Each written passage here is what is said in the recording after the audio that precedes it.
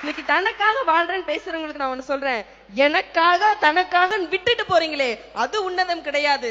எனக்காக நீ, உனக்காக நானு பரஸ்பரமா விட்டு கொடுத்து வாழ்றோம் பாத்தீங்களா, குடும்ப வாழ்க்கை, அதுதாங்க உன்னதம். ஐயா, நீங்க தனக்காக நீங்க வாழ்ந்து பாருங்களேன், ஒரு கட்டத்துக்கு மேல உங்க வாழ்க்கையை பாத்தீங்கன்னா நீங்க உடைஞ்சு போயிடுவீங்க. இந்த சமுதாயத்துக்காக வாழ்ந்து பாருங்க, அவமானத்தை தாங்கிக்கிட்டு தொடர்ந்து நிக்கிற துணிச்சல் உங்களுக்கு வேணும். ஆனா நீங்க உடைஞ்சு போனாலும் நொறுங்கி போனாலும் உங்களை பார்த்து கிண்டல் பண்ணி சிரிக்காம உதவி செய்ய சில கரங்கள் உங்களுக்கு அங்கே நீட்டப்படுகிறதுனா அது உங்களுடைய குடும்பமா தான் இருக்கும். அப்படிப்பட்ட குடும்பத்திற்காக வாழ்ற வாழ்க்கை தாங்க உன்னதமான வாழ்க்கை. தீதும் நன்றும் பிறர் தர வாரா. நம்ம செய்யற நல்லதா இருக்கட்டும் கெட்டதா இருக்கட்டும், அதற்கான பலனை நம்ம தான் அனுபவிக்க போறோம். அது நமக்கான வாழ்க்கையை வாழ்ந்துட்டு அனுபவிச்சுப்போமே, அதைத்தான் நான் சொல்றேன். இப்ப எல்லாரும் சொல்றீங்க, எங்க அம்மா வந்து எனக்கு இவ்வளவு அன்பு காட்டியிருக்காங்க, அதனாலதான் இந்த இடத்துக்கு வந்தேன். எங்க அப்பா வந்து எனக்கு இவ்வளவு உறுதுணையா இருக்காங்க, அதனாலதான் இந்த இடத்துக்கு வந்தேன். ஒருவேளை அந்த அம்மா அப்பா கிட்டேந்து அன்பும் ஆதரவும் கிடைக்கல அப்படின்னா இந்த இடத்துல வந்து குடும்பத்துக்காக பேசுவீங்களா? இல்ல, அது கூட சுயநலம் தான். சமூகத்துக்காக நீ வாழலாம், ஆனால் இந்த சமூகம் உனக்காக மாறாது. இந்த காலகட்டத்துல ஒருத்தன் உண்மையா சமூகத்துக்காக வாழ்றானா, ஆஹா நம்ம கூட்டத்துல ஒரு கருப்பு ஆடு நுழைஞ்சிருச்சுன்னா அந்த சமூகமே உனக்கு கொன்றும். அதுதான் இன்றைய சூழல். ஒருத்தன் சமூகத்துக்காக வாழ்றானா நாளைக்கு அவனோட உசுரோடு இருப்பானாங்கிறதே சந்தேகம் தான். சார், நம்ம அரசாங்கம் ரோடு போடணும், மேம்பாலம் கட்டணும், திட்டமெல்லாம் நல்லாதான் இருக்கு. ஆனா இடையில வர அரசியல்வாதிகளும் அதிகாரிகளும் இருக்காங்களே, அப்பப்பா போலி ரோட்டையும் போட்டு போலி பாத்தைய கட்டி ஆடி காத்து அடிச்சாலோ அடமேல பெஞ்சாலோ எங்கடா போட்ட ரோட்டை காணும், எங்கடா காட்டின பழத்தை காணும்னு வடிவேல நம்மால தேட வேண்டியதா இருக்கு. ஒரு படத்துல கிணத்தையே காணும் தேடிட்டு தெரிவாங்க. அப்படியே சமூகத்திற்காக வாழ்ந்த தலைவர்கள் வாழ்ந்த காலத்திலாம் நிதி அனுமதிக்கப்பட்டது. இப்போ இருக்கிற காலத்துல நிதி ஒதுக்கப்படுகிறது. ஒதுக்கப்பட்ட நிதியிலிருந்து மீதம் இருக்கிற நிதியில் வைத்து கட்டப்பட்ட பாலங்கள் உடையத்தான் செய்யும். அமெரிக்காங்கிற ஒரு நாட்டுல 28,000 பேர் வருஷத்துக்கு இன்ஜினியர் படிச்சு முடிச்சுட்டு வராங்க. ஆனா நம்ம தமிழ்நாட்டுல ஒரு வருஷத்துக்கு 2.25 லட்சம் பேர் இன்ஜினியர் படிச்சு முடிச்சுட்டு வராங்க. ஒருத்தர் கூட ஏன் வேலை தர மாட்டீங்க? ஏன் வேலை தர மாட்டீங்க? ஏன் படிக்கிறீங்க? அதான் ஒரு கவிஞர் அழகா சொல்லிருக்காரு, பல்கலைக்கழகங்களே பல்கலைக்கழகங்களே, பட்டங்களை அட்டைகளாய் கொடுப்பதற்கு பதில் கை குட்டைகளாய் கொடுங்கள், நாங்கள் கண்ணீர் துளியாக துடைத்துக் கொள்கிறோம், அழகா சொல்லிருக்காரு. புதுயுகம் வழங்கும் யாவரும் கேளிர் சொல்லரங்கம். எந்த வாழ்க்கை வாழ்வது உன்னதமானது? தனி மனித வாழ்க்கை, குடும்ப வாழ்க்கை, சமுதாய வாழ்க்கை. சென்ற வார தொடர்ச்சி. எல்லாரும் பேசினாங்க, சந்தோஷமாக இருந்தது. 1954க்கு முன்னாடி இப்ப இருக்கிற மொழிவாரி மாநிலங்கள் அப்பொழுது பிரிக்கப்படவில்லை. இன்றைக்கு இருக்கிற மகாராஷ்டிரா, இன்றைக்கு இருக்கிற குஜராத், இவை இரண்டும் சேர்ந்து மகாராஷ்டிரா என்கிற ஒரே மாநிலம். தெரியாதவர்களுக்காக ஒரே ஒரு விஷயத்தை பதிவு பண்றேன். அந்த மகாராஷ்டிராவினுடைய முதலமைச்சராகவும் ஒருத்தர் இருந்தார், குஜராத்தினுடைய முதலமைச்சராகவும் ஒருத்தர் இருந்தார். 2 மாநிலத்திலையும் முதலமைச்சராக இருந்தது அவர்தான். அப்பவே 1954ல. இப்ப ஒரு முதல்வர் இறந்தார் இப்ப போன வாரம், ND திவாரி. அவர் 2 மாநிலங்களுடைய முதலமைச்சராக இருந்தார். உத்தரப்பிரதேசத்துக்கும் முதலமைச்சராக இருந்தார், சத்தீஸ்கருக்கும் முதலமைச்சராக இருந்தார். அந்த மாதிரி 1954ல ஒருத்தர் இருக்காரு. இப்ப அவருடைய மகள் மருத்துவக் கல்லூரிக்கு தேர்வு எழுதுது. ஒரு மதிப்பெண்ல அந்த மருத்துவக் கல்லூரிக்கான வாய்ப்பு கிடைக்கப்பெறாமல் போகிறது. முதலமைச்சர் நினைத்தால் முதலமைச்சர் கோட்டாவிலிருந்து அவருடைய மகளை அந்த முதலமைச்சருக்கு படிக்க, அந்த டாக்டருக்கு படிக்க வைக்கலாம். இப்ப பொண்ணே போய் கேக்குது, அப்பா எனக்கு 1 மார்க்ல போயிருச்சு, நீங்க நினைச்சு ரெக்கமெண்டேஷன் பண்ணீங்கன்னா உங்களுக்கு இருக்கிற கோட்டா 10, அதுல என் பெயரை சொல்லிட்டேன்னா நான் டாக்டர் ஆயிருவேன், தயவு செய்து என் பெயரை உங்கள் பட்டியலில் இணைங்கன்னு சொல்கிற பொழுது, உன்னுடைய பெயரை பட்டியலில் இணைத்து டாக்டர் ஆக்குவதற்காக நான் முதலமைச்சராக வரவில்லை, இந்த மக்கள் என்னை நம்பி வாக்களித்திருக்கிறார்கள், அவர்களுக்கு ஒரு நாளும் நான் துரோகம் செய்ய முடியாதுன்னு அந்த தந்தை சொல்லுகிறார். அடுத்த நாள் காலை முதலமைச்சருடைய மகள் தூக்கில் பிணமாக தொங்குகிறார். நம்ம அப்பா முதலமைச்சராக இருந்துட்டு கூட நமக்கு ஒரு சாதாரண MBBS சீட்டு வாங்கி தர முடியலன்னு அந்த முதலமைச்சர் யார் தெரியுமா? மொரார்ஜி தேசாய். இன்றைக்கும் நாம் நினைவு கூறுவோம் என்று சொன்னால் நம்முடைய தலைவர்கள் எப்படிப்பட்ட சமூகத்திற்காக வாழ்ந்தவர்களாக இருக்கு. அது மட்டும் இல்ல, 80வது வயதுல பிரதம மந்திரியாகவும் இருந்தாரு. ஆமா, அப்பதான் அந்த ஜனதா சாப்பாடு எல்லாம் அப்பதான் 10 ரூபா ஒரு சாப்பாடு, அதுக்கு மேல வைக்கவே கூடாது. 1 ரூபா சாப்பாடு, 10 ரூபாய்க்கு வேட்டி சட்டை. அப்பதான் தங்க விலை ஏறாம இவ்வளவுதான், இதுக்கு மேல விற்கக்கூடாது, ஒரு பவுன் அப்படின்னு அவர் தான் சட்டம் கொண்டு வந்தவர். அது மட்டும் இல்ல, கொக்கோ கோலா இன்னைக்கு இருக்கிற கம்பெனி, இந்த வெளிநாட்டு கம்பெனிகள் ஒண்ணு கூட உள்ள வரக்கூடாதுன்னு சொன்ன ஒரே பிரதம மந்திரி யாருன்னு கேட்டா அவர் சொன்ன மொரார்ஜி தேசாய் தாங்க. மொரார்ஜி தேசாய். அவரை இத்தனை ஆண்டு காலம் சென்று நாம் நினைவுபடுத்துறோம்னா நினைச்சு பாருங்க. என்னங்க, அம்மாவும் டாக்டர், அப்பாவும் டாக்டர், புள்ள ஆக்சிடென்ட்ல அடிபட்டு போயிடுறான், கொண்டு போய் மருத்துவமனையில சேர்க்கிறாங்க. அம்மாவும் மருத்துவர், மகனும் அப்பாவும் மருத்துவர். மகன் ஆக்சிடென்ட் ஆகி போய் விபத்திலே அடிபட்டு மருத்துவமனையில கிடைக்கிறான், மூளைச்சாவு அடைந்திருக்கிறான் அந்த குழந்தை. இவர்கள் மருத்துவர்களாக இருப்பதால் இன்னும் 10 ஆண்டு காலம் வேண்டுமானாலும் அந்த குழந்தையை உயிரோடு வைத்திருக்க முடியும். ஆனால் கண் விழித்த குழந்தையை அவர்களால் பார்க்க முடியாது. இந்த சமூகத்திற்கு நம் மகனை இழந்தாவது பரவாயில்லை, ஏதாவது செய்ய வேண்டும் என்று அந்த பெற்றோர்கள் முடிவெடுத்தார்கள். தன்னுடைய மகனை உடல் உறுப்பு தானம் செய்வதற்கு சம்மதித்து கையொப்பமிட்டு கொடுத்தார்கள். அந்த மகனுடைய அந்த உடல் உறுப்புகள் இந்த நாட்டில் இருக்கிற 7 பேருக்கு உயிரை கொடுத்தது. அந்த மகனுடைய பெயர் கிதேந்திரன்.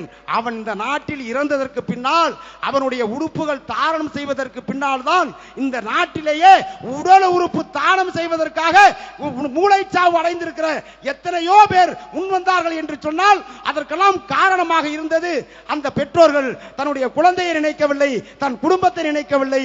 நம்முடைய மகனுடைய உயிர் 7 உயிர்களை காவந்து கொண்டுமானால் அதுதான் இந்த சமூகத்திற்கு நாம் செய்கிற பரிசு என்று நினைத்த அந்த தியாக உள்ளம்.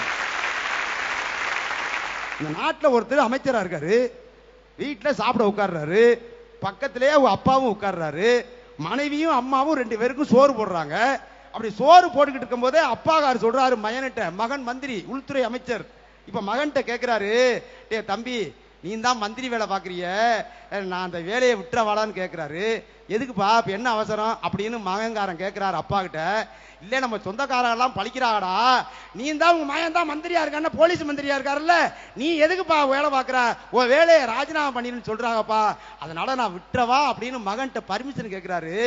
அப்ப சாப்பிட்டுக்கிட்டு இருந்த மகன் கையை எடுத்துட்டு, இங்க இருப்பா, ஒழுங்கு மரியாதையா சாப்பிடு, நானே 6 மாதம் சென்று இன்னைக்கு தான் வீட்டுக்கு வந்திருக்கிறேன், என்ன நிம்மதியா திங்க விடு அப்படிங்கிறாரு. இல்ல சொந்தக்கார சொன்னான்னு சொன்னப்பா, நீனே முடிவெடுத்துக்கன்னு சொல்கிற பொழுது அந்த மகன்காரன் சொன்னார், அமைச்சர் இங்க பாரு, நீ ஒழுங்கா இந்த மாதிரிலாம் ஒழுங்கா வேலை பார்த்தா தான் நான் மந்திரி வேலை பார்ப்பேன், நீ பாட்டுக்கு அந்த வேலையை ராஜினாமா பண்றேன் விட்டுறேன்னு சொன்னு வச்சுக்கவே, நேரா தலைவர்கிட்ட போவேன், முதலமைச்சர் என்னுடைய பதவியை ராஜினாமா பண்ணிட்டு வந்துருவேன்னு சொன்னாரு.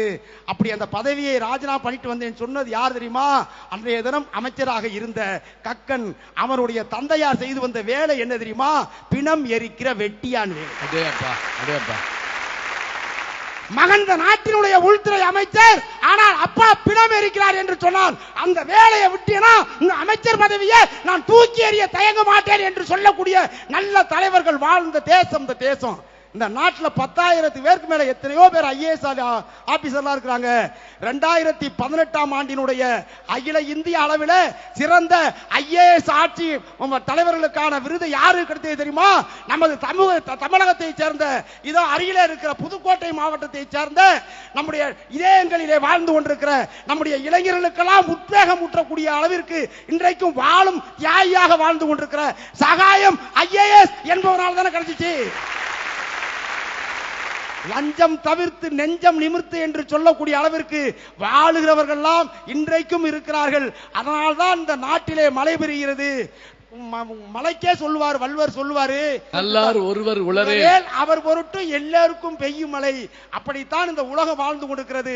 அப்படிப்பட்ட தியாகம் உள்ள படைத்தவர்களை, சமூகத்திற்காக வாழ்ந்தவர்களை என்னாலும் மதிக்க தயங்கக்கூடாது என்பதை மாத்திரம் இந்த நேரத்திலே பணிவோடு சொல்லி, எந்த வாழ்க்கை உன்னதமான வாழ்க்கை என்று சொன்னால் இந்த சமூகத்திற்காக வாழுகிற வாழ்க்கை தான் உன்னதமான வாழ்க்கை, அதுதான் மனநிறைவு பெற்ற வாழ்க்கை என்பதை மாத்திரம் இந்த நேரத்திலே பணிவோடு சொல்லி தந்த வாய்ப்புக்கு நன்றி கூறி அமர்கிறேன். நன்றி, வணக்கம். உண்மையிலேயே ரொம்ப பெருமையா இருக்குதுங்க. எவ்வளவு விஷயங்களை படிச்சு அவர் சொல்ற போது நம்ம கண்ணு கிளங்குது. கொஞ்சம் பொய்யா கூட இருக்குமோ அப்படின்னு தோணுது. இப்படியெல்லாம் மனுஷங்க இருந்திருப்பாங்களா அப்படின்னு தோணுது. அந்த கடைசியா ஒரு பாட்டு சொன்னீங்க பாருங்க, அந்த பாட்டினுடைய முதல் 2 வரி என்னன்னு கேட்டீங்கன்னா, நெல்லு கிரைத்த நீர் வாய்க்கால் வழியோடி புல்லுக்கு மாங்கே பொசியுமாம். நம்ம நெல்லுக்கு தான் தண்ணி இறப்போமா, ஆனா அது போற வாய்க்கா கரையோரத்தில் பூரா புல்லு பொசியுமா. நம்ம இறைச்சது நெல்லுக்கு தான், ஆனால் அது புல்லும் வளருமா. தொல்லுலகில் நல்லார் ஒருவர் உளரேல் அவர் பொருட்டு எல்லாருக்கும் பெய்யும் மழை. என்ன அற்புதமான பாட்டு பாருங்க. ஔவையாருடைய பாட்டு எடுத்து சொல்றப்ப கேட்க கேட்க கண் கலங்குது. இப்படிப்பட்ட மனிதர்கள் வாழ்ந்த நாடுங்கிறதுல நமக்கு எல்லாத்துக்கும் பெருமையா இருக்குது. எப்பவும் ஒரு செயல் பேசப்பட்டு கொண்டே இருக்க வேண்டும். சாக்ரட்டிஸ், அரிஸ்டாட்டில், பிளாட்டோ, நம் நாட்டில் திருவள்ளுவர், சமண முனிவர்கள், இளங்கோவடிகள் எல்லாரும் என்ன, அவர்களோடு இருந்த குருமார்களும் அவருடைய சிஷியர்களும் பேசிக்கிட்டே இருப்பாங்க. திரும்ப திரும்ப பேசணும். இன்னைக்கு மனிதர்கள் பேச்சை குறைச்சிட்டாங்க, சிந்தனை போச்சு. அதெல்லாம் எங்க போயிடுச்சுன்னா டிபேட் விவாதத்துக்குள்ள வந்துட்டாங்க. 4 பேர் உட்கார்ந்து மாறி மாறி பேசிட்டு இருக்காங்க. நம்ம பேசணும். இப்ப நாங்க அருமையான விஷயங்களை உங்களுக்கு சொல்லியிருக்கிறோம். எந்த வாழ்க்கை உன்னதமானது? தனி மனித வாழ்க்கைன்னு பேசுறவங்களுக்கெல்லாம் நாம முதல்ல ஒரு பாராட்ட சொல்லணும். தனி ஒரு மனிதன் திரிந்து விட்டால் சிறைச்சாலைகள் தேவையில்லை. எவ்வளவு அருமையான வார்த்தைங்க. வாலியினுடைய பாட்டு. தாய் மேலானை தமிழ் மேலானை குருடர்கள் கண்ணை திறந்து வைப்பேன், தனியானாலும் தலை போனாலும் தீமைகள் செய்வதை தடுத்து நிறுத்தேன். பிறவியில் எவரும் பிழைகளை சுமந்தே வாழ்க்கையில் பிறப்பதில்லை, பின்பு அவரிடமுள்ள குறைகளை சொன்னால் வார்த்தையில் அடங்கவில்லை. இந்த பாட்டெல்லாம் யாருங்கிறீங்க? எம்ஜிஆர் அவர்கள் தனக்கு எழுத சொல்றப்ப பாட்டுல ஒரு செய்தியாவது இருக்கணும்னு சொல்றது. தனி ஒரு மனிதன் திருந்து விட்டால் சிட்டம் போட்டு திருடுற கூட்டம் திருடிக்கொண்டே இருக்குது, அத சட்டம் போட்டு தடுக்கிற கூட்டம் தடுத்து கொண்டே இருக்குது. திருடனாய் பார்த்து திருந்தாவிட்டால் திருட்டை ஒழிக்க முடியாது. லஞ்சம் வாங்குறோம்னு சொல்றமே, அவன் திருந்தனுங்க முதல்ல. எப்படி? சை, அசிங்கம்டா, அவமானம்டா, அந்த காசை தொட மாட்டேன்டா, அப்படி சொல்ற அளவுக்கு அவனுக்கு மான உணர்வை உண்டாக்கி விட்டால் போதுங்க, லஞ்சம் வராதுங்க. கொடுக்க வர்ற நம்ம பாட்டுக்கு அவர் கொடுத்தாரு, நான் வாங்கினேன். இப்ப என்ன செஞ்சுட்டாங்க தெரியுங்களா? காசு வாங்கினாலும் செஞ்சிருவாருங்க நல்ல மனுஷன். இப்படி ஒரு நல்ல மனுஷன் எவனா இருப்பானா உலகத்துல? காசு வாங்குறாருன்னு சொல்லாதீங்க, செஞ்சிருவேன் அது சொல்லுங்க. அப்ப வாங்கிட்டும் செய்யாத குடும்பக்காரன் நாட்டில் இருக்கான். அப்ப தெரியுதா? இல்ல. மாப்பிள்ளைக்கு எவ்வளவு சம்பளம்? 20,000 ரூபாய்.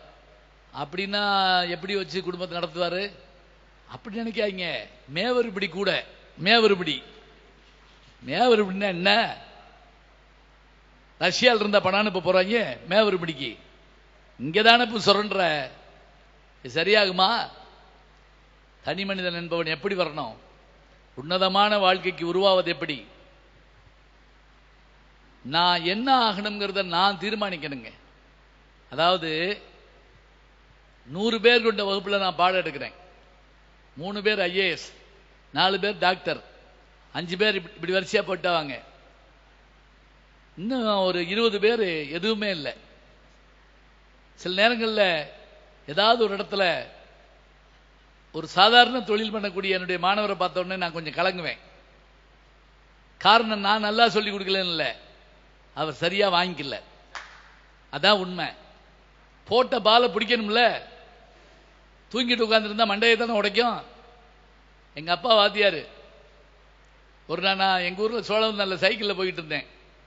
ஒரு நாள் தண்ணியை போட்டு வந்து ஏன் மேல மோதி நான் குப்புற விழுந்து எந்திரிச்சு உடனே அந்த ஆள் தடபுடான்னு எந்திரிச்சு என்னைய பார்த்துட்டு, தம்பி நீங்களா? நான் இந்த நிலைமைக்கு வந்ததுக்கே உங்க அப்பா தான் ஏன் காரணம் அப்படின்னு அந்த ஆளு. நான் பயந்து போனேன். அவன் என்ன சொல்ல வர்றான்னு தெரியுதுங்களா? அவன் ஒரு பெரிய தொழிலதிபரா இருக்கான். அப்படி தொழிலதிபரா வர்றதுக்கு எங்க அப்பா தான் காரணமா சொல்லி கொடுத்து படிக்க வச்சாராம். ஆனா தண்ணியை போட்டு நிக்கிறப்ப கேட்கிறவன் என்ன நினைப்பான்? நான் இந்த நிலைமைக்கு வந்ததுக்கு உங்க அப்பா தான் காரணம்னா, எங்க அப்பா சொல்லி கொடுத்தது தாங்க மாட்டாம தண்ணியை போட்டான்னு ஆயிராதா? எப்பவும் சொல்றப்ப சரியா பேசணும். எங்க ஊர்ல 3 பேருக்கு பாராட்டு கூட வச்சிருந்தோம். ஒரு ஆளை கூப்பிட்டு பேச விட்டோம். இந்த பேசுறப்ப நடுவுல கொஞ்சம் கூட கேப் விடாம பேசணும்.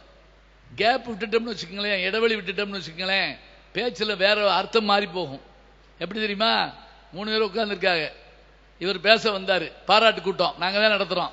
பாராட்டுறாரு. இதோ இருக்கிறார்களே இந்த 3 பேரும் சிறந்த பொறுக்கி அப்படின்னு சொல்லிட்டு நிப்பாட்டி விட்டாரு. நிப்பாட்டிட்டு சோடா குடிக்கிறாரு. எனக்கு உயிரை போயிருச்சு. அந்த 3 பேரும் வேர்வையை தொடக்கிறாங்க, கண்டுபிடிச்சாங்க போட்டுருக்கு அப்படிங்கிற மாதிரி. அப்புறம் சோடா வச்சுட்டு எடுத்த முத்துக்கள் அப்படின்னாரு. என்ன புரியுதா? பொறுக்கி எடுத்த முத்துக்கலாம், நடுவில் சோடா குடிக்கிறது என்ன? சிறந்த பொறுக்கி எடுத்த முத்துக்கள்னு சொல்லி முடிச்சுட்டு சோடா குடிக்க வேண்டியதானே?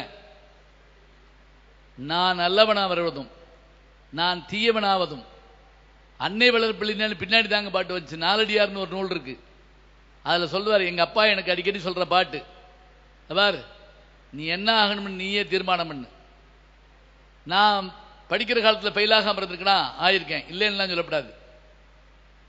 என்ன அளவுக்கு ஃபெயிலான உலகத்திலே கிடையாது, அப்படி கூட சொல்லலாம். ஆனா அப்பெல்லாம் நான் என்ன செய்ய வந்துறீங்களா, சாதாரணமா போறப்ப வர்றப்ப நடந்து போறப்ப நானா கற்பனை பண்ணுவேங்க. நான் படிக்கிறேன், பெரிய ஆள் ஆகிறேன், என்கிட்ட கையெழுத்து வாங்குறதுக்கு பல பேர் வந்து என்னை தள்ளிக்கிட்டு வர்றாங்க, நான் அத்தனை பேரும் தாண்டி போறேன். எப்ப நான் தோத்து நின்னப்ப யோசிச்சேன், அதை நான் ஜெயிச்சிருப்ப உணர்றேன். இது பொய்யில்ல, நான் சொல்றது 40 வருஷத்துக்கு முந்தி. அப்ப இதை நான் வெளியே சொன்னா சிரிச்சிருப்பான். ஆனா நான் நினைச்சேன், நன்னிலைக்கு தன்னை நிற்பானும், நல்ல நிலைக்கு தன்னை நிற்பானும், தன்னை நிலைகளுக்கு கீழ் சென்று இடுவானும், தன்னை மென்மேலும் உயர்த்தி கொள்வானும், தன்னை தலையாக கொள்வானும் தான் நாலடியார்னு ஒரு நூலுங்க. என்ன கொடுமை தெரியுமா? பாடமா வச்சு வச்சு அம்பட்டியும் சாய்ஸ்ல விட்டு எது கேட்டாலும் சரி, எப்படியோ ஒரு வகையில் இந்த இப்போ என்ஜினியரிங் கனவு போய் இப்போ நீட்டுக்கு போய் உள்ள பூந்துட்டோம். இப்போ 1ஆம் கிளாஸ்ல நீட் எடுக்க ஆரம்பிச்சிட்டாங்க. அங்க 1ஆம் கிளாஸ்ல நீட் சொல்லி தர்றாங்களா? அவனுக்கு காலை நீட்டவே தெரியாது, அவனை பிடிச்சிக்கிட்டு நீட் சொல்லி தர்றாங்கிறான். இருக்கட்டும், முதல்ல நீ மனுஷனாக கொஞ்ச நேரமாவது இருக்க வேண்டாமா? அதுதானே வேணும். இன்னும் அருமையா சொன்னா, காத்துல சில செடிகள் இப்படி ஆடிக்கிட்டே இருக்கும். சில நேரங்களில் பெரும் புயல் வந்தா பிடிங்கி எறிஞ்சிடும். அதே செடி நாளாக நாளாக சூரிய வெப்பத்தால், மழையால், மண் உரத்தால் பெரிய மரமாகி அதுல யானை கொண்டு வந்து கட்டி போடுவாங்க. அந்த செடியா இப்படி மரமாச்சு, காலம் அதை வளர்த்தது. ஆடு கோடாகி அதரிடை நின்றதும், அதர்ன என்ன வழி, ஆடு கோடாகி, கோடுனா கொம்பு, ஆடு கோடாகி அதரிடை நின்றதும் கால் கொண்ட கண்ணே களிரிணைக்கும் கந்தாகும், வாழ்தலும் அன்னதகைத்தே ஒருவன் தான் தாழ்வின்றி தன்னை செய்யும். தனக்காக ஒருவன் தீர்மானித்து விட்டால் அவனை யாரும் இது பண்ண முடியாது. இப்ப என்ன தெரியுங்களா, மோட்டிவேஷன் கிளாஸுக்கு 8000 ரூபாய் கட்டி படிக்க போறாங்க, ₹1,00,000 கட்டி படிக்க போறாங்க. நானும் அந்த கிளாஸ்லாம் போய் எடுத்திருக்கேன், பார்த்திருக்கேன். ஒரு ஆளு கூட நான் சொல்ற பாட்டை சொன்னது இல்லைங்க. என்னன்னா, என்றார் ரிச்சர்ட்ஸ், என்றார் எலியட்ஸ், என்றார் பீச், இதெல்லாம் எவன் எவனுக்காவது தெரியுமா? இது இந்த இங்கிலீஷ் பேர் சொன்னா தான் நம்புவாங்க, நம்ம ஊர்ல நினைக்கிறாங்க. என்றார் முனியாண்டி சொல்லியிருக்காங்களா? போங்க, முனியாண்டி கறிக்கடை வச்சிருக்காரு ஒரே வார்த்தையில. ஏன் கறிக்கடை வச்சா அவருக்கு ஒன்றும் சொல்ல தெரியாதா? எத்தனை அறிவு இருக்க வேண்டும். தான் மேதையாவதுக்கு என்ன காரணம்? ஹிட்லருடைய வாழ்க்கை வரலாறு நீங்க படிச்சு பாருங்க. எனது போராட்டங்கள் தமிழ்ல வந்திருக்கு. அதுல அவர் சொல்றாருங்க, ஒரு நாள் நான் சாப்பாட்டுக்கு இல்லாம இருக்கேன், 3 நாள் ஆச்சு, கொட்டுது மழை, நிக்க இடம் இல்லை, ஓரமா போறேன், அப்படி வர்றேன், இப்படி வர்றேன். பிறகு ஒரு முடிவுக்கு வந்தேன், எனக்கு எதுவும் தர மாட்டேங்குது சமுதாயம், சமுதாயத்தை நான் என்னவாக மாற்றி காட்டுகிறேன் சொல்லிட்டு ஒரு வரி எழுதுறாரு, என்னை மட்டும் வறுமை தத்தெடுத்துக் கொள்ளாமல் இருந்திருந்தால் நான் ஜெர்மனியை மாற்றி காட்டி இருக்க மாட்டேன், நானும் ஒரு சாதாரண ஆளாத மாதிரி இருக்கேன். அப்ப நம்ம கஷ்டப்படவும் வேணுங்க. எல்லாம் என் மகனுக்கு செஞ்சு வச்சுட்டேன், அப்புறம் அவன் என்ன செய்வான் சொல்லுங்க பார்ப்போம். அவனாக வர வேண்டும். பறவை தன் குஞ்சுக்கு பறக்கத்தான் கற்றுக் கொடுக்கும், பறக்க வேண்டிய பொறுப்பு அதுக்குத்தான் இருக்கு. அதான் உண்மை. ஒரு ராஜா ஒரு பந்தயம் வச்சிருந்தான். என்ன போட்டி தெரியுமா? அவன் 2 பறவை வச்சிருக்கான். ஒரு பறவை பறக்கும், ஒரு பறவை கொப்புல உட்கார்ந்தது பறக்கவே இல்லைங்க. என்னென்னமோ செஞ்சு பார்த்துருக்காங்க. கடைசியில் ராஜான்னு சொல்லிட்டான், ₹1,00,000 தர்றேன், இந்த பறவையை பறக்க வைக்கணும். யாரு பறக்க வைக்கிறா? ஒருத்தன் வந்தாங்க, ஒரே நிமிஷத்துல பறக்க வச்சு விட்டான். எப்படின்னு கேக்குறீங்களா? அந்த கொப்பை வெட்டி விட்டான், படக்குன்னு எந்திரிச்சிருச்சு. அது புரியுதா? ஒரு பிடிமானம் இருந்தா எவனும் வேலை பார்க்க மாட்டான். அந்த பிடிமானம் என்ன செய்யும்? நமக்கு இல்லைங்கிற ஒரு பயம் வந்தா, டேய் நான் தாண்டா போடும், நான் தாண்டா செய்யணும், நான் ஒருத்தன் தான், நானும் ஒருத்தன், நானும் ஒரு துளி. கடல் என்பது பெரிய துளி, ஞாபகம் வச்சுக்கோங்க. ஒரு மழைத்துளி, இன்னொரு மழைத்துளி, இன்னொரு மழைத்துளி எல்லாம் சேர்ந்தது. அப்ப உன்னதமான வாழ்க்கை வாழ வேண்டும் என்று சொன்னால் தனக்காக என்று சொல்லுகிற போது சுயநலம் இல்லைங்க. அந்த இடத்துல முயற்சி, அந்த முயற்சிக்காக அவன் படுற பாடு இருக்கே எவ்வளவு தெரியுங்களா? எத்தனை அவமானம். என் நண்பர் திருமலை பத்திரிகையாளர் சொல்வார், ஆய கிளைகள் 64 இல்ல 65 அப்படிம்பாரு. அது என்னங்க அப்படின்னு கேட்டேன். அந்த 64 கலையை தாண்டி 65வது கலை இருக்கு, அவமானங்களை சகித்தல் அப்படிம்பாரு. அவமானங்களை சகித்தல். என்னங்க எல்லாரும் நம்மளை கூப்பிட்டு உடனே மாலை போட்டு பொன்னாடை போத்துவாங்களா? எத்தனை இடத்துல எனக்கு சேர் கொடுக்காம இருந்திருப்பாங்க, எத்தனை இடத்துல எனக்கு மைக் கொடுக்காம இருந்திருப்பாங்க, எத்தனை இடத்துல என்ன பேச கூப்பிட்டுட்டு வேணாம் இருந்திருப்பாங்க. அவை எல்லாவற்றையும் நான் என்ன செய்ய வேணும்? உரமாக்கி கொள்ள வேண்டும். ஆக அந்த உன்னதமான வாழ்க்கை அடைவதற்கு தனக்கு என்று வாழ்கின்றவர்களால் தான் முடியும் என்பது ஒரு வாதம். குடும்பத்துக்கு வாங்க. குடும்பம்னா என்ன? பெரிய பட்டியல். அவங்களே சொன்னாங்க, தாத்தா பாட்டி, அம்மா அப்பா, கணவன் மனைவி, மகன் மகள், பேரன் பேத்தி, எத்தனை தலைமுறை. நான் எனக்கு அப்பா, அவங்க அப்பா எனக்கு தாத்தா, அவங்க அப்பா எனக்கு கொள்ளு தாத்தா, அவருக்கு ஒருத்தர் இருப்பார்ல அப்பா, அவர் பேர் எள்ளு தாத்தா. எங்க ஊர்ல எல்லாம் எங்க அப்பாவுக்கு அப்பாவுக்கு அப்பாவுக்கு அப்பா. அப்படியே கீழே வாங்க. என் மகன், மகனோட மகன் எனக்கு பேரன், அந்த பேரனோட மகன் எனக்கு கொள்ளு பேரன், கொள்ளு பேரனுடைய மகன் எள்ளு பேரன். இங்க வாங்க, எள்ளு பேரனையும் எள்ளு தாத்தாவையும் சேர்த்தீங்கன்னா ஒரு குடும்பம் எவ்வளவு பெரிய குடும்பமா இருக்கும். அப்படியான குடும்பம் பார்த்திருக்கமா? நான் இப்ப ஜப்பானுக்கு போயிருந்தேங்க. அங்க ஒரு வீட்டில் ஒரு ஆளு 48 தலைமுறையை படமா போட்டு வச்சிருக்காங்க, கிளை மாதிரி போட்டு. இப்ப நீங்க நம்ம வீட்டினுடைய மரம் போடுறோம்னு வச்சுக்கோங்க, அப்பா வேர்ல ஆரம்பிக்கிறீங்க மரம், அம்மா ஒரு கிளை, அண்ணன் ஒரு கிளை, அக்கா, இப்படி போடுறோம்ல கிளை படம். அதுல பழங்கள் எல்லாம் பிள்ளைகள் போடுறோம்ல. அந்த ஆளு 48 தலைமுறை எழுதி வச்சிருக்கான். இந்த 48 தலைமுறையில் வந்ததால் தான் இன்றைக்கு எங்கள் குடும்பம் இந்த நாட்டின், ஏன் இந்த உலகத்தில் ஒரு உன்னதமான குடும்பமாக இருக்கிறது அப்படின்னு அவன் சொல்றான்னா நமக்கு ஒரு வரலாறு தெரியணும். ஹிஸ்டரின்னு சொல்றோம் இல்லையா, வரலாறு தெரியணும். குடும்பம்ங்கிற ஒரு விஷயத்தை பொறுத்த மட்டும் வாழ்ந்தா அப்படி குடும்பமா வாழணுங்க, வேற எங்க முடியும்? ராஜாக்கள் மாளிகையும் காணாத இன்பமடா, 4 கால் மண்டபம் போல் நாங்கள் கொண்ட சொந்தமடா, ரோஜாவின் இதழ்களை போல். இந்த பாட்டு என்ன தெரியுமா ஆச்சரியம்? எழுதினது கண்ணதாசங்க, இசையமைச்சர் கே. மகாதேவன். இந்த படத்துல ரொம்ப ஆச்சரியமான விஷயம் என்னன்னா, இதை பாடின கண்டசாலா, அவர் கடைசி பாட்டு அந்த பாட்டு தான் தமிழ்ல. அதுல படத்தில் நடிச்சவர் யாரு தெரியுங்களா? ரங்காராவ். அவர் கடைசி படம் அந்த படம் தான். இந்த பாட்டு இந்த முத்துக்கு முத்தாக சொத்துக்கு சொத்தாக. படம் பேரு அன்பு சகோதரர்கள், அண்ணன் தம்பி பிறந்து வந்தோம் ஒண்ணுக்குள் ஒன்னாக. எப்படி இருக்குங்க? அண்ணன் தம்பின்னா யாருங்க? அதெல்லாம் நம்ம சொல்றவா? அவன் மூஞ்சிலே முழிக்க மாட்டான். டேய், அவன் போன பிறகு மூஞ்சில முழிக்கிட்டு நீ போனாலும் அவன் இருக்க மாட்டானடா. கும்பகர்ணனை கூப்பிட்டு விபீஷணன் சொன்னானா, அண்ணே நம்ம மூத்த அண்ணன் செய்யற ராவணன் செய்யறது தப்பு, வா ராமனோட போய் சேர்ந்துருவோம்.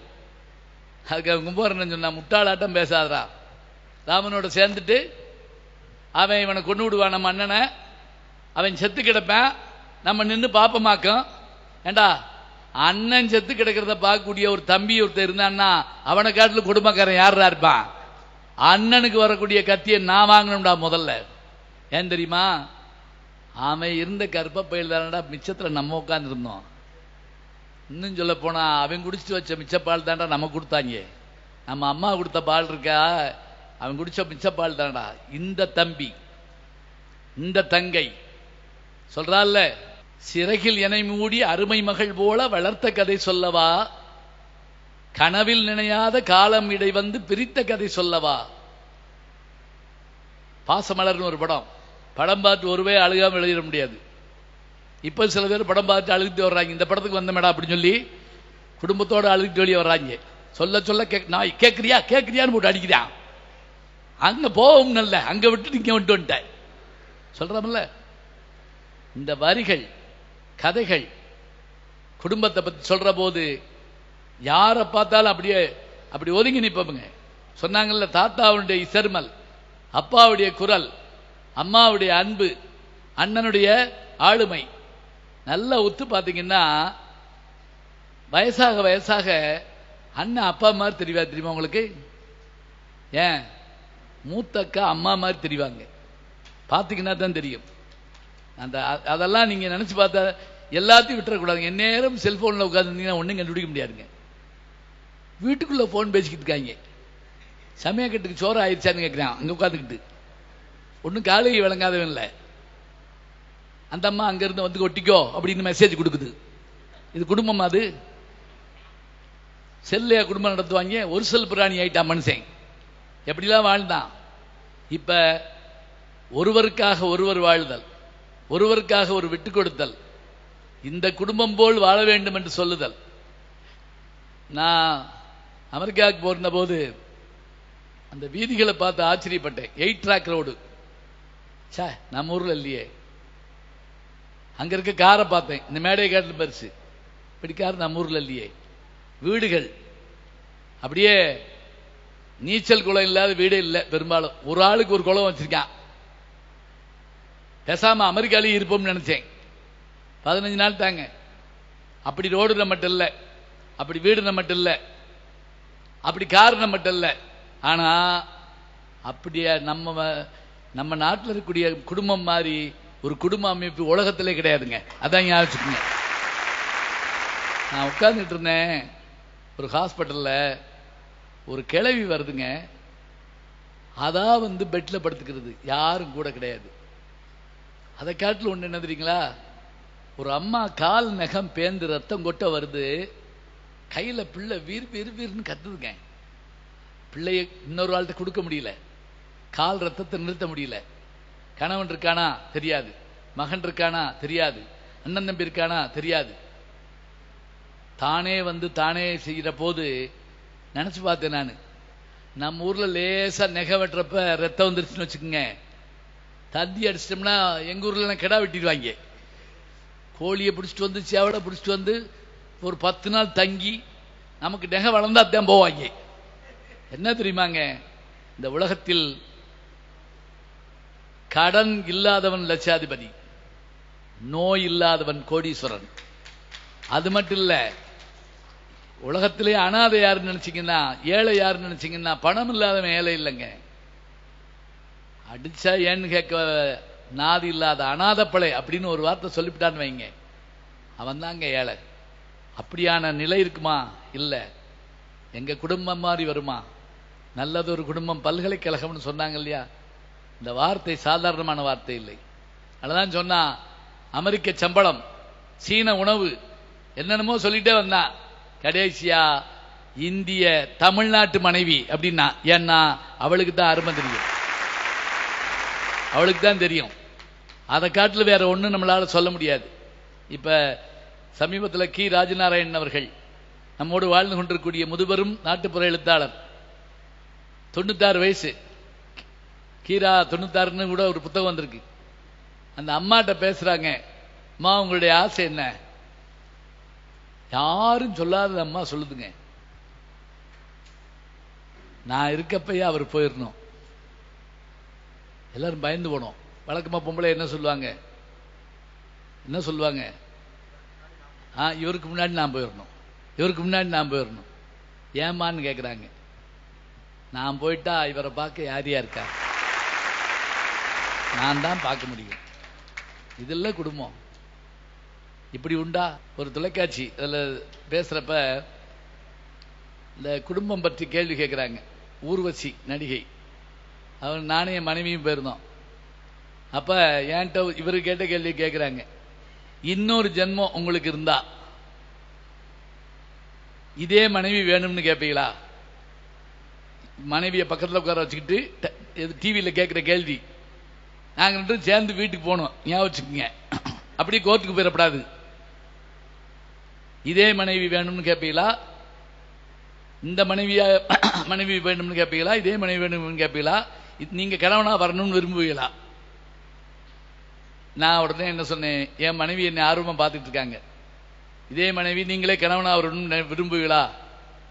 நான் சொன்னேன் மாட்டேன் அப்படின்னேன்.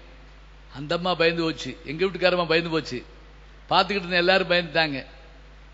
அப்புறம் அப்படி அந்த அம்மா கடிச்சு, அப்படி ஒரு ஜென்மம் இருந்தா நான் மனைவியா வருவேன், அவங்க எனக்கு கணவனா வரணும், நான் பணிவிடைகள் செய்வேன் அப்படின்னு. இது குடும்பம். சமுதாயத்துக்கு வாங்க. எல்லாரும் பேசின விஷயம் என்னன்னா, என்ன சமுதாயம் எனக்கு செஞ்சிச்சு, என்ன சமுதாயம் என்ன செய்யல. நீங்க ரோட்டில் நடந்து போயிட முடியுமா சமுதாயம் இல்லைன்னா? சொல்லுங்க பார்ப்போம். ரோடு சரியில்லைன்னு வேணா சொல்லலாம், ரோடு ஒண்ணு வேணும். பள்ளிக்கூடம் ஏன் உங்க வீட்டு மொட்டை மாடியில் நடத்த வேண்டியதானே? உங்க அப்பாவை சொல்லிக் கொடுக்க சொல்லி உங்க அம்மாவை மார்க் போட சொல்ல வேண்டியதானே? பள்ளிக்கூடம் வேணும், பல்கலைக்கழகங்கள் வேணும். போன மாதம் ஆஸ்திரேலியா போயிருந்தேன், மெல்போர்ன் யூனிவர்சிட்டி. அதிகமான தமிழர்கள் படிக்கிற இடம். இன்னும் சொல்ல போனா அங்க தமிழ் படிச்சா என்ன தெரியுமா சிறப்பு? இதுல ஆஸ்திரேலியால அங்க தமிழ் படிச்சா ஒரு ஸ்டார் கொடுக்குறான், 5 மதிப்பெண். எதுக்கு தெரியுமா? நீங்க வேலைக்கு போனா அந்த ஸ்டாரை பயன்படுத்தினா முன்னுரிமை கொடுக்குறான் தமிழ் படிச்சா. நம்ம நாட்டில் கிடையாது. என்ன சொல்லலாம்? அந்த மெல்போர்ன் யூனிவர்சிட்டிங்க 2000 ஏக்கர் பரப்பு. இந்த 2000 ஏக்கர் பரப்புல அந்த ஊரே அதுக்குள்ளதான் அமைஞ்சிருக்கு. தெரு வீதிகள் பேர் பூரா பார்த்தேன், புது புது பேரா இருக்கு, கேள்விப்படாத பேரா. இதெல்லாம் யாரு பேருன்னு கேட்டேன். அதுக்கு ஒரு அங்க இருந்த ஒரு மாணவர் சொல்றாருங்க பெருமையா, இங்க வேலை பார்த்து நோபல் பரிசு பெற்ற பேராசிரியர்களுடைய பேர் தான் இந்த ஊர்ல அத்தனை வீதிக்கு வச்சிருக்கோம். நல்லா இருக்கு படிச்சுங்க, கல்விமான்களுடைய பேர் வைக்கப்படுது. நம்ம ஊர்ல என்னைக்காவது ஞாபகம் வருமா? அப்படி நம்ம அபிமானத்துல எல்லாரும் பேரும் வைக்கிறோம், வச்சுட்டு போவோம், இருக்கட்டும். 2 பேராவது படிச்ச பேர் வேண்டாமா? கல்வியாளர்கள் இல்லைன்னா என்னங்க ஆகும்? சமுதாயம் நமக்கு நூலகத்தை தருகிறது. அந்த சமுதாயம்ங்கிற சமுதாயத்துக்காக வாழ்றதுன்னா எப்படி? அதைத்தான் அவங்க சொன்னாங்க. அந்த சமுதாயம் தான் முன்னுக்கு வரணும் நினைப்பதற்காகத்தான் எல்லாரும் என்ன செய்யறாங்க? தன் வாழ்க்கையை உதறாங்க, குடும்ப வாழ்க்கையை உதறாங்க. அழகான மனைவி, ராகுலன் என்ற அழகான மகன், அருமையான அரசுரிமை, அத்தனையும் எடுத்துட்டு ஒரே நாள் ராத்திரி அந்த மணி முடியை கீழே போட்டு சுருட்ட முடியை எடுத்து மொட்டை அடிச்சு வெளியே வந்த சித்தார்த்தன் தான் புத்தனாக மாறினான் என்று சொன்னால், இந்த புத்தன் மட்டும் அல்லன்னா, இப்ப நான் அந்த பர்மாவுக்கு போயிருந்தேன்னு சொன்ன பாருங்க, அங்க ஒரு புத்தர் கோயில் பார்த்தாங்க. என்ன ஆச்சரியம்! சயாம் நாட்டின் புத்தரும் அந்த புத்தரும். நான் ஆச்சரியப்பட்டது என்ன தெரியுங்களா? திருவரங்கத்துல ஸ்ரீரங்கத்துல பெருமாள் பள்ளிகொண்ட பெருமாளா இருக்கார்ல, அப்படியே பெருமாளை ஒரு இடத்துல பார்த்தேங்க. 4 பக்கம் சுழிச்சு ஆறு ஓடுது. அந்த ஆறுக்கு நடுவில் ஒரு தீவு இருக்கு. தீவுல புத்தர் பள்ளிகொண்ட பெருமாள் மாதிரி படுத்திருக்காருங்க. இது முந்தியா அது முந்தியா நமக்கு தெரியல. எது முந்தியா இருந்த அந்த படுத்திருக்க அழக பார்த்தோன்னு நம்ம பெருமாள் நமக்கு வந்தது. 2ஆற்றங்கரை நடுவே இருக்கின்ற பெருமாள் அப்படிமாங்க. சமூகத்துக்கான வேலையை செய்வதற்காக நாம் எடுத்துக்கொள்கிற முயற்சி, தனி மனிதனை தாண்டி குடும்பத்தை தாண்டி வெளியே வரணும். அப்படி வர்றவங்களால தான் பெரிய பெரிய ஆச்சரியங்களை நிகழ்த்த முடியும். இன்னும் சொல்ல போனா, படாத பாடுபட்டு மின்சார பல்பை கண்டுபிடிச்சாருங்க. யாரு? Thomas Alva Edison. மின்சாரத்தில் மின்சார பல்பை. அதுக்குள்ள இருக்க அந்த டங்ஸ்டன்கிற இலைக்காக அவர் பட்ட பாடு இருக்கே, மூங்கில் நாறு உள்பட வச்சாரு. ஏன் மீச முடிய கூட வச்சு பார்த்தாரா, கறி போச்சான். கடைசியில் டங்ஸ்டன் ஒரு இலை. முந்தியெல்லாம் இந்த குண்டு பல்புன்னு ஒன்று இருக்கும், இங்க இருக்க பெரியவங்களுக்கு தெரியும் நினைக்கிறேன். பீஸா போச்சுன்னா ஒட்ட வைப்போம் தெரியுமா? அப்படி லேசா ஆட்டி அப்படி ஒட்ட வச்சு சக்குன்னு வச்சுட்டோம்னா சுவிட்ச போடுன்னு பிடிச்சிக்கிச்சுன்னா 6 மாசம் எரியும். இப்ப அதுவே வேணான்ட்டாங்க. அவர் அதை கண்டுபிடிச்ச உடனே பளிச்சுன்னு வெளிச்சம் வருதுங்க. தூங்கிட்டு இருந்த மனைவி எழுப்புறாரு, இங்க பாரு பல்பு கண்டுபிடிச்சேன். அந்த அம்மா இருந்தா இப்படி பார்த்துட்டு அதை முதல்ல அப்படின்னுச்சான். அது முதல் வார்த்தையை பாருங்க, அது முதல்ல அணைச்சு தொலைங்க, நடுராத்திரியில் உயிரை வாங்காம. தாமஸ் ஆல்வா எடிசனுக்கு முன் பின் என்று இந்த உலகத்தை பிரிக்கணுங்கிறாங்க. ஏன்னா நம்முடைய நடவடிக்கை எல்லாம் மாறி போச்சு. 6 மணியானா பறவை மாறி விலங்கு மாறி போய் தூங்கிட்டு இருந்தோம். இப்ப விடிய காலம் வரைக்கும் தூங்காம அலைகிறோம், ஏன்னா மின்சாரம் இருக்கு. 3வது ஷிப்ட்னு ஒண்ணு கண்டுபிடிச்சானே, எப்படி கண்டுபிடிச்சான்? சூழ்நிலை மாறி போச்சு. அத்தனை கோடி பேருக்கு காப்பாற்றக்கூடிய மருந்தம் கண்டுபிடிச்சது யாரு என்றால், பென்சிலின் என்ற இன்ஜெக்ஷனை கண்டுபிடிச்ச அலெக்சாண்டர் பிளமிங். 20 கோடி பேருடைய உயிர் காப்பாற்றப்பட்டது. சமுதாயத்துக்காக வாழவில்லை என்று சொன்னால் அறிவியல் வளருமா? ஆன்மீகம் வளருமா? வரலாறு திரும்புமா? ஆக தனி மனித தன்மையும் வேண்டும், குடும்பமும் வேண்டும். சமுதாயத்திற்கான சிந்தனையும் நமக்கு இல்லாமல் போய்விட்டால் வாழ்வதால் என்ன பிரயோஜனம்? வாழ்ந்தவர் கோடி, மறைந்தவர் கோடி, மக்களின் மனதில் நிற்பவர் யார்? மாபெரும் வீரர் மானம் காக்க சரித்திரம் தனிலே நிற்கின்றார்.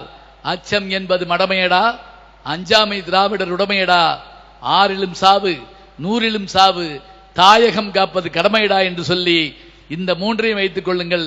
உன்னதமான வாழ்க்கை வாழ்வதற்கு தேவையானது எது என்ற கேள்வியை கேட்டு தனிமனித வாழ்க்கை, குடும்ப வாழ்க்கை, சமுதாய வாழ்க்கை தீர்மானித்துக் கொள்ளுங்கள். அன்புடன் வணக்கம், நன்றி.